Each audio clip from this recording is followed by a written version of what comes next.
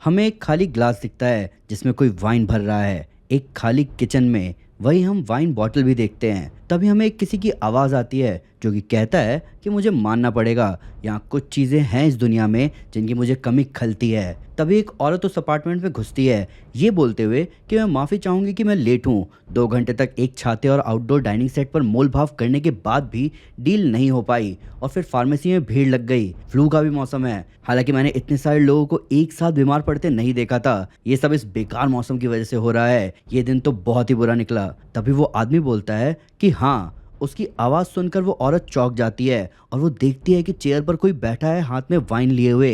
कि ऐसा होता है जब हम आसपास होते हैं। वो औरत डर के मारे पूछती है कि तुम मेरे घर में क्या कर रहे हो, मेरे हस्बैंड कहाँ हैं। वो पलट के अपना सवाल रखता है कि क्या तुम मेरीना ब्लैक हो। डरी हुई वो औरत तुरंत कहती है कि तुम जो भी हो, तुम्हें जो चाहिए लो और जाओ। जिस पे वो अपना सवाल रिपीट करता है कि क्या तुम मेरीना ब्लैक हो। वो औरत फिर से पूछती है कि प्लीज़ मेरे पति कहाँ हैं, थॉमस। तभी उस औरत के सामने वाले की उंगलियों पर पिंग की आवाज आती है और एक चाकू बैलेंस होता है और अगले ही पल वो चाकू अपने आप उस औरत की तरफ तेजी से जाता है और वो औरत अपने पति का नाम चिल्लाते हुए मारी जाती है। कोई और भी वहां पर है जो कि उस औरत की डेड बॉडी के पास जाकर बोलती है कि ये वो नहीं है कैंटो, ये वो नहीं है जिसे हम ढूंढ रहे हैं। जिस पे कैंटो बोलता है कि सच बताऊं तो जिस पल वो अंदर आई मुझे तभी पता चल गया था, पर हमें श्योर रहना है। क्यों, क्या तुम एक ग्लास लोगी। जिस पे जवाब आता है कि अगर हमारे सामने कोई मिशन ना भी हो तब भी मैं अपने आप को इस बर्बाद दुनिया की चीज खाकर नीचे नहीं गिराऊंगी। जिस पे कैंटो उसे समझाता है कि तुमने उतना समय यहाँ नहीं बिताया जितना मैंने बिताया है लशीना। ये कम्प्लेक्स घोलों में से एक है जो कि तुम इस दुनिया या कहीं भी पाओगी। और जैसा कि मैंने कहा कि कुछ चीजें हैं पृथ्वी पर जिनका मजा लेना चाहिए जब तक हम ले सकते हैं। तभी कैंटो अपने चाकू को, जो कि एक मदर बॉक्स का दूसरा वर्जन है, उसे अपनी तरफ बुलाता है। आओ मदर बॉक्स, हमें अगले लोकेशन पर ले चलो, क्या बोलते हो। जिस पे कैंटो के मदर बॉक्स से आवाज आती है कि बिल्कुल कैंटो, डार्क साइड के लिए। और कैंटो बोलता है कि हाँ बिल्कुल, डार्क साइड के लिए। हमें दिख रहा है की होल। मेरी ज्यादा कीमत नहीं है, ऐसा मुझसे हमेशा कहा गया। तभी कोई उस की होल में एक चाबी डालता है और आवाज आती है पिंग और की होल के आसपास लाइट जलना शुरू हो जाती है। जब मैं 7 साल का था तब मेरे पिताजी से कहा गया था कि न्यू जेनेसिस और अपोकलिप्स के बीच की लड़ाई को रोकने का सिर्फ एक ही तरीका है, अगर आप डार्क साइड के बेटे और अपने बेटे को एक्सचेंज करेंगे तो। मैंने भीख मांगी कि मुझे ना चुना जाए, पर मुझे ही चुना गया। और जहां मेरे पिता ने डार्क साइड के बेटे का स्वागत किया अपने डिनर टेबल पर और उसे कांटा चम्मच यूज करना सिखाया, वही मुझे ले गए अपोकलिप्स और फेंक दिया गड्ढों में। और मुझे भूल गए, पर भुलाया जाना फायदेमंद होता है। तभी एक गोल गेट खुलता है और हम देखते हैं किसी को अंदर घुसते, जो कि ऊपर लटक कर आगे बढ़ रहा होता है क्योंकि नीचे पानी में खूंखार मछलियां हैं। उसके हाथ में हमें एक टेक्नोलॉजिकल बॉल दिखती है जिसे वो ऑन करके पानी में फेंक देता है और सारी मछलियां मारी जाती हैं। अपोकलिप्स पर मेरे पहले 3 साल सिर्फ टॉर्चर और आंसुओं से भरे हुए थे। फिर एक रात जब मैंने रोना बंद किया और जब अंधेरा हुआ तब मैंने अपने जेल को खोलने की कोशिश करी और मुझे 1 साल लगा उसे खोलने में। मैं 10 फीट दूर गया, घबराया और वापस अंदर आ गया। फिर मुझे 2 महीने लगे ताले को वापस खोलने में। इस बार मैंने पूरे जेल के ब्लॉक का चक्कर काटा और वहां तक गया जहां तक दरवाजे मुझे सोलर पिट तक लेके जाए। तभी वो जो लटक रहा था वो मछलियों के मरने के बाद पानी में कूदता है। मैं अपने जेल को हर रात खोलता, अपोकलिप्स की जमीन पर घूमता और कैदियों के मालिक के पता चलने से पहले वापस आ जाता। पर एक दिन मैं वापस नहीं आया। मैंने इस दुनिया की बदतर से बदतर चीज़ों का सामना किया है, उनसे मैं लड़ा हूँ। मैंने अपने आप को उनके साथ जोड़ा है जो अपोकलिप्स के खिलाफ थे। मैंने उम्मीद पाई, मैंने जानें बचाई, मैं प्यार में पड़ा, मैं भाग निकला। तभी हम देखते हैं मिस्टर मिरेकल को। और जब मैं भागकर पृथ्वी पर पहुंचा तो जो नाम मुझे दिया गया था वो था स्कॉट। मेरा कोई सरनेम नहीं था, इसलिए मैंने अपने आप को सरनेम दिया। मैं बना स्कॉट फ्री। हालांकि सब मुझे जानते हैं मिस्टर मिरेकल के नाम से। हाँ, इसीलिए क्योंकि ये मिरेकल यानी कि चमत्कार ही है कि स्कॉट इतने समय तक जिंदा बच गया। ये न्यू जेनेसिस के लोग कहेंगे, मेरे पिता भी, मैं जानता हूँ। हमारी बात नहीं हुई जब से उन्होंने मुझे डार्क साइड को सौंपा, जिसके बाद जंग जो कि रुक जानी चाहिए थी वो नहीं रुकी। और इसलिए मैं यहाँ हूँ। अपना पूरा जीवन ताले खोलने में बिताने का एक फ़ायदा है कि ना ही सिर्फ आप कहीं से भी निकल सकते हो, पर आप कहीं घुस भी सकते हो। मुझे अपने साहस का एक एक हिस्सा जुटाना पड़ा अपोकलिप्स पर वापस आने के लिए। तो जब तक मैं डार्क साइड के थ्रोन रूम में पहुंचूंगा तब तक मेरा साहस खत्म हो जाएगा। पर मुझे आगे जाना होगा। कोई यहाँ तक नहीं आ पाया है, कोई यहाँ तक नहीं आ सकता, और डार्क साइड एक खतरे से ज़्यादा बहुत कुछ बन चुका है। मिस्टर मिरेकल यानी कि स्कॉट फ्री 2 डिस्क निकालता है और उन पर चढ़ जाता है। सालों पहले डार्क साइड को जस्टिस लीग ने फूड चेन के ऊपर से नीचे उतार दिया। वो पहली बार था जब किसी ने डार्क साइड को किसी दुनिया को अपने पैराडीमन बनाने की फैक्ट्री में बदलने से रोका था। तब से वो अपनी ताकत बढ़ाने और अर्थ पर वापस जाने का रास्ता ढूंढ रहा है। सुनने में आया है कि उसे एक रास्ता मिल भी गया है। तब हम देखते हैं स्कॉट को अपने डिस्क पर डार्क साइड के थ्रोन रूम में घूमते हुए, जहां वो पहुंचता है कई सारे मदर बॉक्स के भंडार के पास। सुनने में ये भी आया है कि वो अपनी आर्मी जोड़ रहा है, सिर्फ अपोकलिप्स से ही नहीं बल्कि उन हजारों प्लैनेट से जिन्हें उसने बायोफॉर्म किया है। तभी स्कॉट उन मदर बॉक्स के बीच अपना मदर बॉक्स डालता है और तभी पिंग की आवाज आती है। डार्क साइड कुछ बड़ा करने की सोच रहा है और मुझे पता लगाना होगा कि वो क्या करने की सोच रहा है। पर मैं उसे अकेले नहीं रोक सकता। मुझे मदद की ज़रूरत है। मुझे उन लोगों की ज़रूरत है जिन्होंने उससे जंग लड़ी और जीती। मुझे जस्टिस लीग की ज़रूरत है। तभी स्कॉट को कुछ दिखता है जिसे देखकर वो बोलता है कि ये नहीं हो सकता। तब हम देखते हैं जस्टिस लीग को। जब मैं पहली बार उनसे मिली तो मुझे लगा वो देवता हैं, पर वो नहीं थे। तो आप सोचोगे कि हमारे बीच ज़्यादा कॉमन चीज़ें नहीं हैं।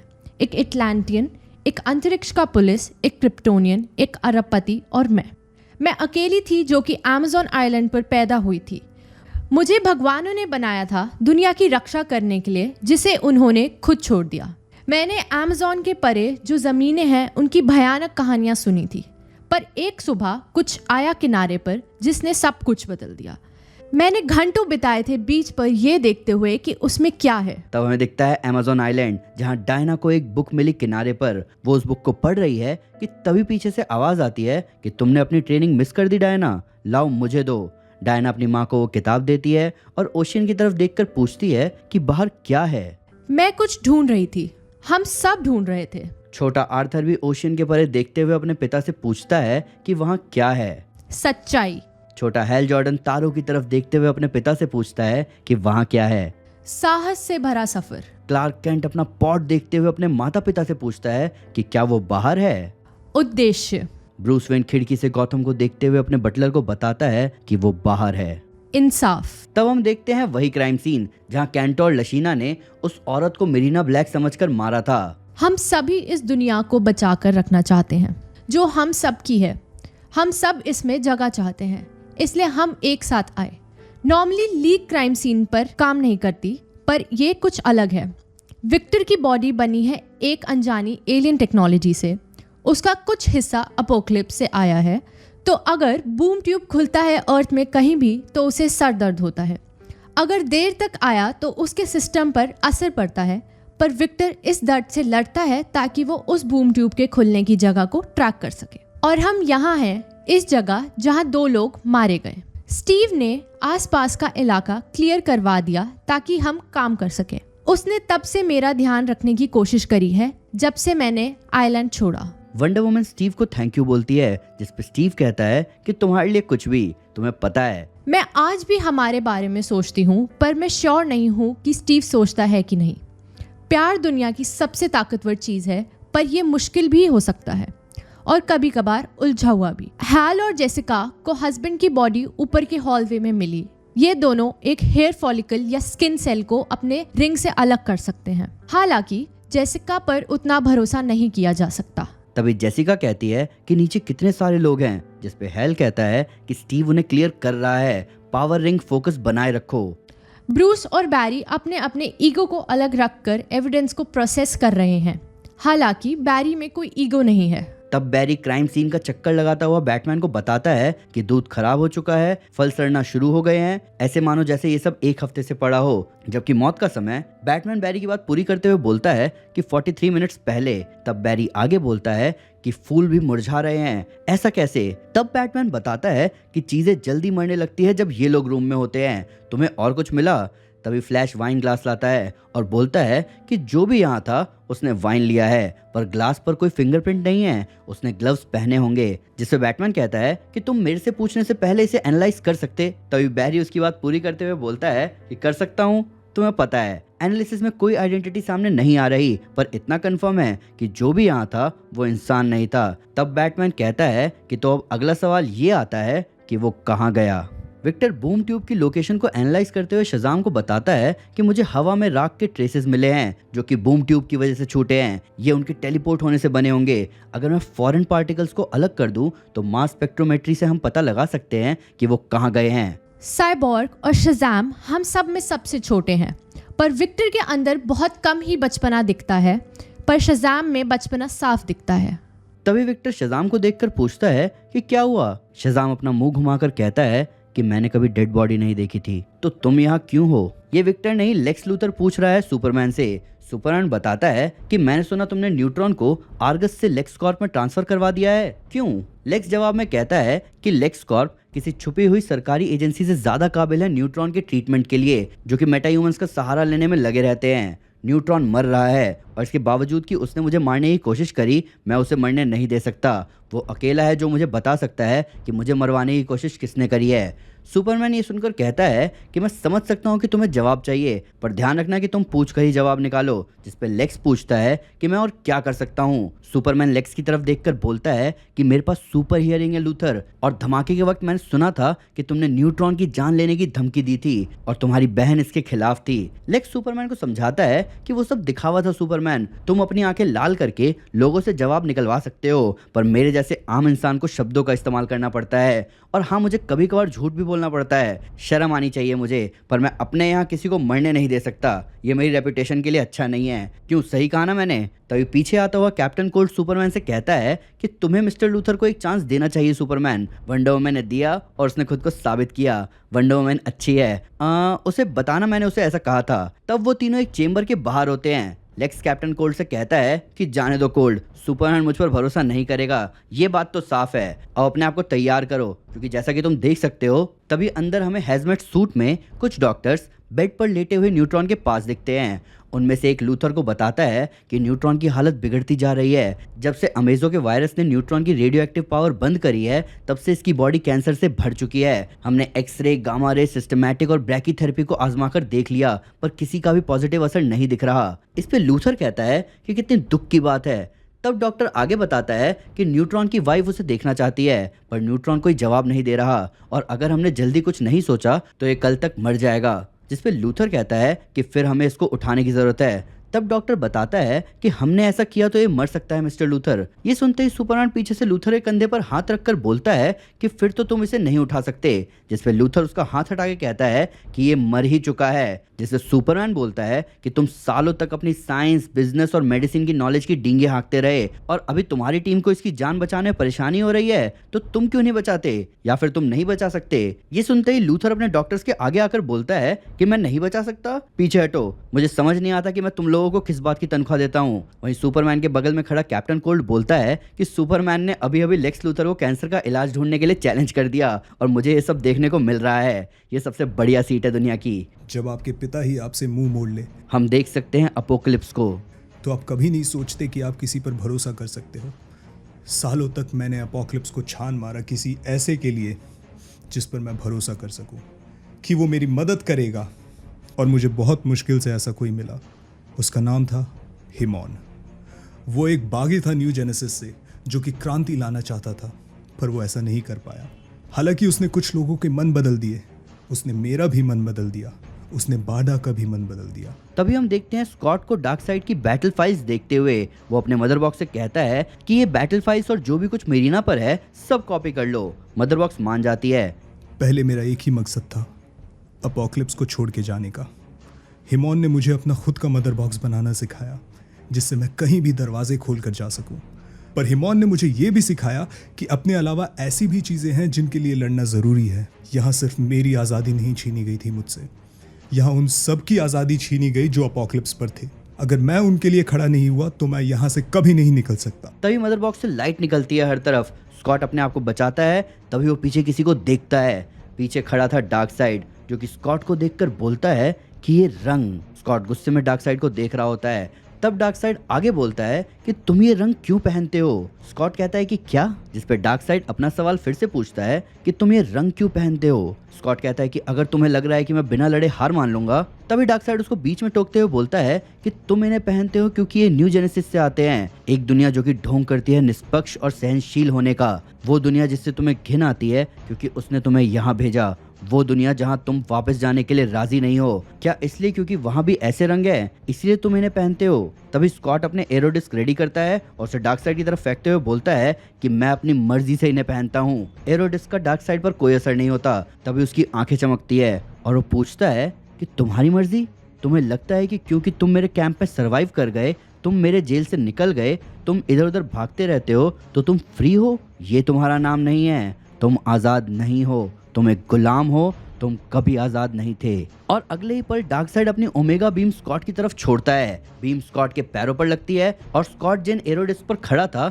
उनसे नीचे गिर जाता है। तब डार्कसाइड स्कॉट की तरफ आते हुए बोलता है कि एक और था अपोकलिप्स पर बहुत पहले जो कि कुछ समय के लिए मेरी बात नहीं मान रहा था, पर जब वो माना तब उसने अपने परिवार का शिकार खुद किया। उसने उनकी खोपड़ी को कुचला पत्थर से। और ऐसा कहते हुए डार्कसाइड ने स्कॉट के ऊपर अपना पैर रख दिया और आगे बोला कि तुम्हारी चिंता करने वाले कई हैं, तुम्हारे दोस्त, तुम्हारी प्रेमिका।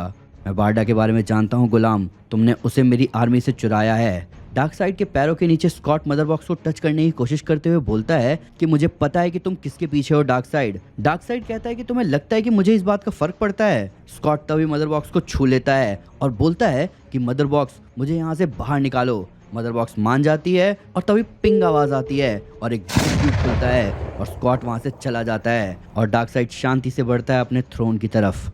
मुझे बुराई समझ नहीं आती। मैंने मर्डरर्स को अपने लाशों से बांधकर पूछा कि क्यों। उन्होंने कई सारे कारण दिए पर किसी का भी कोई सेंस नहीं बना। तब हम देखते हैं जस्टिस लीग को उस क्राइम सीन पर। वहाँ साइबॉर्ग सबको समझा रहा होता है कि रिचमंड वर्जीनिया में अभी आधे घंटे पहले एक और मेरीना ब्लैक नाम की औरत का मर्डर हुआ है। एक मायामी में मारी गई 10 मिनट पहले। ये बहुत देर से पता चल रहा है मुझे, पर मेरा सरदर्द वापस आ रहा है। जिस पर डायना पूछती है कि क्या तुम ठीक हो। साइबॉर्ग आगे बताता है कि सिर्फ यूनाइटेड स्टेट्स की बात करें तो यहाँ टोटल 44 मेरीना ब्लैक है। मैं आर्गस को उनके एड्रेस भेज रहा हूँ स्टीव, उनको बचाना होगा जब तक हमें पता ना चल जाए कि यहाँ क्या हो रहा है। तभी हेल और जेसिका नीचे आते हैं जहाँ हेल बताता है कि चल ये रहा है कि जो कोई भी यहाँ था वो अपने आप को हमारी रिंग से छुपा सकता है, हमें कुछ नहीं मिला। वहीं बैरी जेसिका से पूछता है कि क्या वो ठीक है, जिस पे जेसिका कहती है कि आमतौर पर मैं इस रिंग के अंदर की आवाज़ को सुन सकती हूँ जो कि मुझसे बुरी चीज़ें कह रही होती है, पर अभी ये चुप है। मुझे लगा इस पर मेरी पकड़ बन रही है, पर ऐसा लग रहा है कि वो किसी का इंतज़ार कर रही है। तब फ्लैश बोलता है कि या फिर शायद तुम्हारी और पकड़ बन गई है। तभी फ्लैश अटक जाता है। जेसिका उसे आवाज़ लगाती है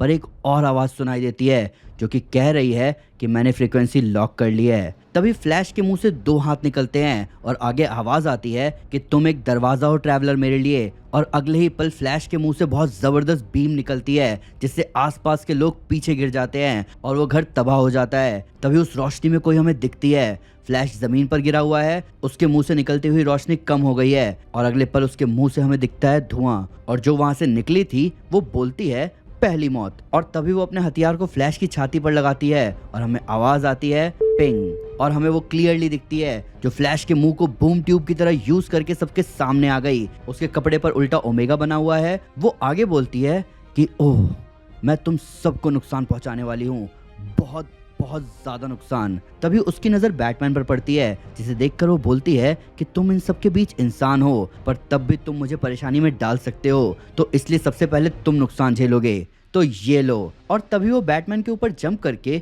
अपने हथियार से उसके कंधे पर वार करती है। फिर वो उसके पीछे जाकर उसकी कमर पर वार करती है। वहीं शज़ाम साइबॉर्ग को मलबे से निकालता हुआ पूछता है कि वो कौन है। साइबॉर्ग बोलता है कि मैं फेशियल रिकॉग्निशन चला रहा हूँ, 1 मिनट लगेगा। जिस पे शज़ाम बोलता है कि क्या तुम सीधे नहीं बता सकते कि ये ग्रे स्किन में एक औरत है। तभी वो औरत बैटमैन के गले पर अपना हथियार लगाकर बोलती है कि सो जाओ अंधेरे के राजकुमार। पर अगले ही पल साइबॉर्ग अपनी बीम उस पर छोड़ता है और शज़ाम उसकी तरफ बढ़ता है, जिससे बचते हुए वो औरत बोलती है कि और तुम, मैं सेंस कर रही हूँ एक मदर बॉक्स यहाँ पर, उसे मेरे हवाले करो। दूसरी तरफ अर्थ पर कहीं बूम ट्यूब खुलता है और हमें एक लाइसेंस दिखता है जिस पर नाम था मेरीना ब्लैक। ये एक पार्किंग लॉट है जहां हम एक औरत की बॉडी देख सकते हैं। बूम ट्यूब से निकलते ही स्कॉट चिल्लाता है और उसकी मदर बॉक्स उससे कहती है कि स्कॉट तुम्हें डॉक्टर की जरूरत है। स्कॉट खुद को संभालता है और अपनी मदर बॉक्स से कहता है कि बाद में, पहले इसकी पहचान बताओ। मदर बॉक्स स्कॉट को बताती है कि ये जो बॉडी हमारे सामने है वो है मेरीना मेलिसा ब्लैक, जिस पर स्कॉट कहता है कि क्या डार्कसाइड इसी को ढूंढ रहा है। मदर बॉक्स कहती है कि नहीं स्कॉट, ये औरत 12 फरवरी 1980 को पैदा हुई है। तभी पीछे से आवाज आती है और वो मरी है आज। एक रिबन चलती है स्कॉट पर, लेकिन वो बाल बाल बचता है। तभी हम देखते हैं लशीना को, जो कि स्कॉट से पूछती है कि तुम यहाँ क्या कर रहे हो, बारडा कहाँ है। मैं इस आवाज को जानता हूँ, जैसे कोई लोहा जमीन को खुरेद रहा हो। लशीना डार्कसाइड की वुमेन आर्मी से है, उनमें सबसे बेकार नहीं। उसका सम्मान मैड हैरियट को जाता है, पर लशीना के पास कुछ है जो बाकियों के पास नहीं है। उसके रेजर रिबन्स, उन हजारों मरे हुए लोगों के मदर बॉक्स को पिघलाकर बनाए गए हथियार जिन्हें उसने मारा है। इन रिबन्स को डरावना माना जाता है। कैंटो स्कॉट की तरफ आता हुआ बोलता है कि मुझे लगा नहीं था कि मुझे ये सुख कभी मिलेगा, पर देखो हम कहाँ हैं, वापस इस अद्भुत दुनिया में। कैंटो डार्कसाइड का सबसे खास असैसन। आखिरी बार जब मैंने इसे देखा तो इसने हिमॉन की जान ली थी। ये मुझे भी मार देगा अगर मैंने इसे मौका दिया तो, पर मुझे बचना होगा ताकि ये यूनिवर्स भी बच सके।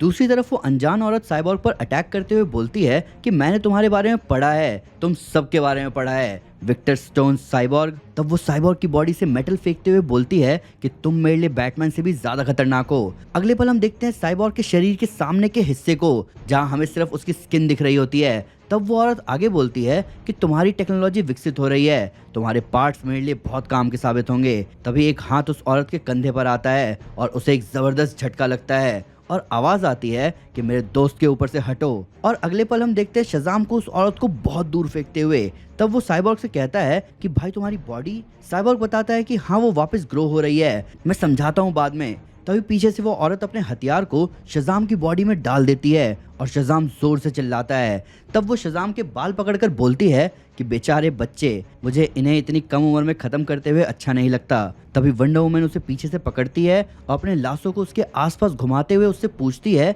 कि कौन हो तुम, बताओ मुझे। दूसरी तरफ लेक्स की लैब में सुपरमैन को डायना का ऑडियो ट्रांसमिशन मिलता है, जहां वो उसे आवाज लगाती है। सुपरमैन तुरंत आवाज सुनता है। वहीं खड़ा कैप्टन कोल्ड बोलता है कि वंडर वुमन है क्या, उसे मेरी तरफ से हाय बोलना। वंडर वुमन सुपरमैन को बताती है कि लीग पर अटैक हुआ है। सुपरमैन पूछता है किसकी तरफ से। वंडर वुमन उस औरत से लड़ते हुए बोलती है कि मुझे नहीं पता, मेरा लाशो उस पर काम नहीं कर रहा। तभी वो औरत अपनी आंखों से बीम छोड़ते हुए डायना से पूछती है कि क्या तुम उस क्रिप्टोनियन से बात कर रही हो, वो क्या सोच रहा है कि मैं कौन हूँ, क्या तुम भी ऐसा सोच रही हो। मेरी बहन, इसमें कोई सीक्रेट नहीं है, मैं अमेज़न का खून हूँ। वंडर वुमन अपने ब्रेसलेट से उसकी बीम को रोकती है और वो औरत अपना अटैक चालू रखते हुए आगे बोलती है कि मैं एक मिशन पर आई हूँ जिसके लिए हमें बनाया गया था। और अगले ही पल वंडर वुमन का ब्रेसलेट टूट जाता है और वो औरत वंडर वुमन की तरफ बढ़ते हुए बोलती है कि तुम इनके बिना ज़्यादा ताकतवर हो। क्यों, ऐसा नहीं है? मेरी माँ ने मुझे तुम्हारे बारे में बताया था राजकुमारी, जैसी तुम्हारी रानी वैसी उनकी भेड़। तभी वो डायना को पकड़ लेती है। वहीं स्टीव ट्रेवर अपने सोल्जर्स के साथ आगे बढ़ता है, उन्हें ऑर्डर देते हुए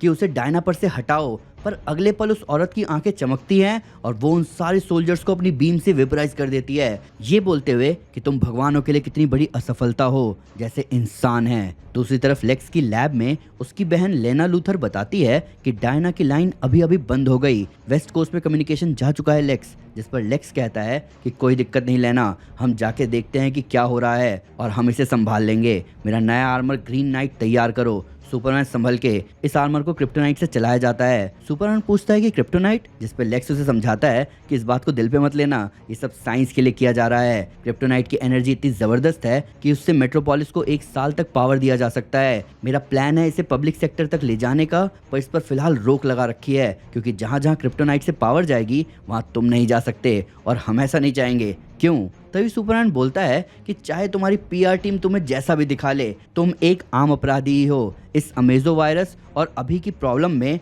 हमें तुम्हारी कोई मदद नहीं चाहिए। तभी लेक्स अपनी रे से सुपरमैन पर अटैक करता है, ये बोलते हुए कि इसका फैसला तुम नहीं करोगे, तुम जस्टिस लीग के लीडर नहीं हो और कोई मुझसे मेरी बहन के सामने इस तरीके से बात नहीं करेगा। तभी लेक्स को पीछे से गोलियां लगती है, वो सुपरमैन पर गिर जाता है और तब लेक्स की बहन बोलती है कि ये सही कह रहा है, अगर तुम्हें कुछ ठीक से करना है तो उसे खुद करना होता है। ज़्यादा हैरान मत हो सुपरमैन, सबको इससे नफरत है। दूसरी तरफ दोनों लैंटर्न्स उस औरत की तरफ बढ़ते हैं उसे रोकने के लिए। जेसिका हेल से पूछती है कि ये कौन है। हेल कहता है कि नहीं पता, रिंग कुछ नहीं बोल रहा है। तभी हेल अपनी रिंग से उस पर अटैक करते हुए बोलता है कि ध्यान रखो कि आसपास आम लोग नहीं हैं और जो घायल हो गए हैं उन्हें लेकर जाओ, मैं तब तक इसे बिजी रखता हूँ। वो औरत रिंग की पावर को अपने हाथों से रोकते हुए बोलती है कि तुम्हारी ताकत शुद्ध इच्छा की है, मुक्त इच्छा की। मैं ये ले सकती हूँ और तोड़ सकती हूँ। तभी वो अपने हाथ से लैंटर्न रिंग की पावर पर अपनी पावर एमिट करती है। हेल एक जबरदस्त झटका महसूस करता है और उसके रिंग से आवाज आती है, सिस्टम फेलियर। तभी वो औरत जेसिका की तरफ बढ़ती है, ये बोलते हुए कि मुझे वैसे भी उसकी जरूरत है। तभी वो जेसिका का हाथ पकड़कर आगे बोलती है कि मुझे तुम्हारी जरूरत है जेसिका क्रूज, तुम्हारे पकड़ में है दूसरे यूनिवर्स की रस्सी, तुम्हारी रिंग की पकड़ में, और उसके अंदर की बुरी शक्तियां मेरे काम आएंगी क्योंकि उन्हें परछाई की जरूरत है। तभी जेसिका की आंखें चमकती है और अगले ही पल उस रिंग से कुछ भयानक सर निकलते हैं और तभी आसमान हरा हो जाता है और वो औरत ऊपर देखकर बोलती है कि उनकी परछाई जो उसके खिलाफ खड़े होंगे, एक आर्मी खड़ी होगी जिसके अंदर का अंधेरा रोशनी को खत्म कर देगा। वहीं एक सेल में अल्ट्रामैन कैद होता है जो कि बोलता है कि वो आ रहा है, वो राक्षस हमारे लिए आ रहा है। आसमान से काली परछाई नीचे गिर रही होती है। तब वो औरत आगे बोलती है कि अंधेरा बुला रहा है, क्या तुम मुझे सुन सकते हो, मैं तुम्हारा इंतजार कर रही हूँ। तभी हम देखते हैं आसमान में एक पोर्टल बनते हुए। सुपरवुमन कहती है कि विनाशक यहाँ आ चुका है और हम देखते हैं एंटी मॉनिटर को अर्थ पर। तब सुपरवुमन आगे बोलती है कि पहले हमारी दुनिया। दूसरी तरफ हम देखते हैं सुपरमैन को घायल पड़े लेक्स को पकड़े हुए। वो लेना से पूछता है कि क्यों। कहीं दूर कैद में हम प्रेग्नेंट सुपरवुमन को देखते हैं जो कि इस यूनिवर्स की नहीं है। वो बोलती है कि अब हमारी दुनिया, वो यहाँ आ चुका है। ओह मेरे बच्चे। लेक्स की लैब में लेना हाथ में मदर बॉक्स पकड़े हुए बोलती है कि मेरे भाई और सुपरमैन को उनके अंत के पास भेज दो। मदर बॉक्स कहती है कि बिल्कुल लेना लूथर। तब लेना लूथर बोलती है डार्क साइड के लिए, और मदर बॉक्स से एक बीम निकलती है और आवाज़ भी डार्क साइड के लिए। आत्मा के लिए जंग शुरू हो चुकी है। दूसरी तरफ स्कॉट फ्री लशीना और कैंटो से लड़ते हुए अपने मदर बॉक्स को कहता है कि मदर बॉक्स इनके कोऑर्डिनेट्स चुराओ, टेलीपोर्ट करो और अपना रास्ता कवर करो अभी। और स्कॉट का मदर बॉक्स उसकी बात मानते हुए बूम ट्यूब खुलता है और सुपरमैन और लेक्स की तरह स्कॉट भी कहीं टेलीपोर्ट हो जाता है। बूम ट्यूब स्कॉट को किसी शहर की बिल्डिंग में उतारता है जहां वो अपने सामने के नज़ारे को देखकर दंग रह जाता है। तभी हम देखते हैं एक बड़े से ग्रिफिन को स्कॉट के आगे चिल्लाते हुए, पर कोई उसे पीछे से रोकते हुए बोलती है कि नहीं ग्रिफ, इसे नुकसान मत पहुंचाना, ये हमारा दुश्मन नहीं है। स्कॉट उससे पूछता है कि तुम कौन हो। तब हम देखते हैं एक औरत को जो कि अपने ग्रिफिन पर हाथ रख के स्कॉट के सवाल का जवाब देती है कि मेरा नाम है मेरीना ब्लैक और मैंने कई दशक बिता दिए तैयारी में उस जंग की जिससे डार्क साइड को मारा जा सके। मेरे साथ नहीं आना चाहोगे?